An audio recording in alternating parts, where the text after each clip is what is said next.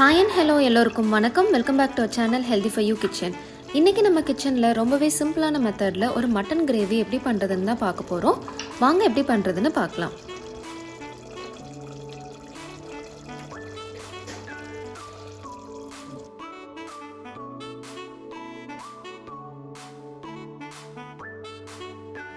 இந்த mutton gravy பண்ணுறதுக்காக நம்ம ஃப்ரெஷ்ஷாக ஒரு மசாலா ப்ரிப்பேர் பண்ணிக்க போகிறோம்.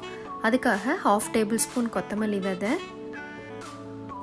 1/2 டீஸ்பூன் சீரகம்,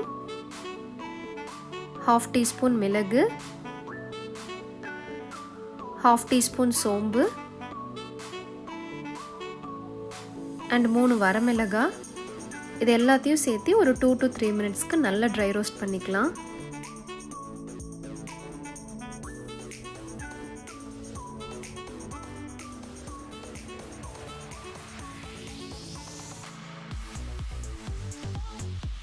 இது நல்லா ட்ரை ரோஸ்ட் ஆனதுமே ஃப்ளேம் ஆஃப் பண்ணிவிட்டு ஒரு 60 கிராம்ஸ் அளவு திருகின தேங்காய் ஆட் பண்ணிக்கலாம்.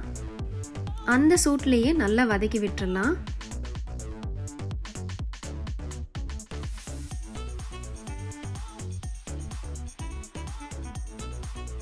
இது ஆறினதுமே ஒரு மிக்ஸி பிளெண்டருக்கு ட்ரான்ஸ்ஃபர் பண்ணி நல்லா பேஸ்ட்டாக கிரைண்ட் பண்ணி எடுத்துக்கலாம். இப்போ ஒரு ப்ரெஷர் குக்கரில் 1 டேபிள் ஸ்பூன் ஆயில் சேர்த்திக்கிறேன். இது கூடவே நம்ம எடுத்து வச்சிருக்க ஸ்பைசஸ் எல்லாம் ஆட் பண்ணிக்கலாம். இப்போ நான் இங்கே ஒரு பெரிய அனியன் எடுத்து கட் பண்ணி வச்சுருக்கேன், அதை ஆட் பண்ணிக்கலாம்.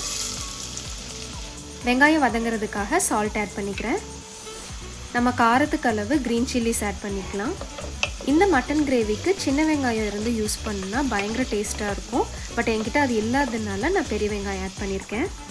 அனியன் நல்லா டிரான்ஸ்பரண்ட் ஆனதுமே ஜிஞ்சர் கார்லிக் பேஸ்ட் ஆட் பண்ணி வதக்கிக்கலாம்.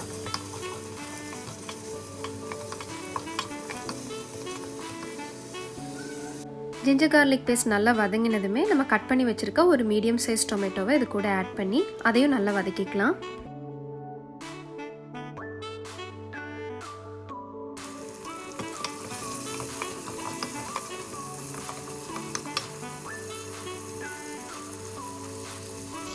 தக்காளி நல்லா வதங்கினதுமே நம்ம க்ளீன் பண்ணி வச்சுருக்கிற மட்டன் இது கூட ஆட் பண்ணிக்கலாம். கூடவே கொஞ்சமாக மஞ்சள் தூளும் தேவையான அளவு சால்ட்டும் ஆட் பண்ணிக்கலாம்.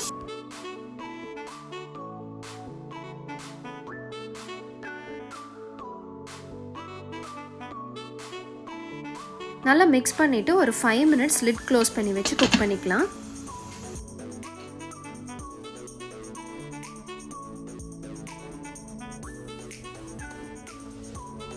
இப்போ நம்ம கிரைண்ட் பண்ணி வச்சுருக்க மசாலா பேஸ்ட்டையும் இது கூட ஆட் பண்ணி நல்லா மிக்ஸ் பண்ணிக்கலாம்.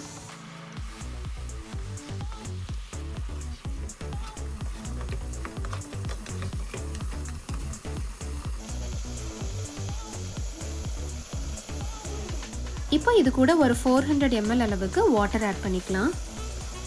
கிரேவி நமக்கு எந்த அளவு வேணுமோ அந்த அளவுக்கு வாட்டர் லெவல் அட்ஜஸ்ட் பண்ணிக்கலாம்.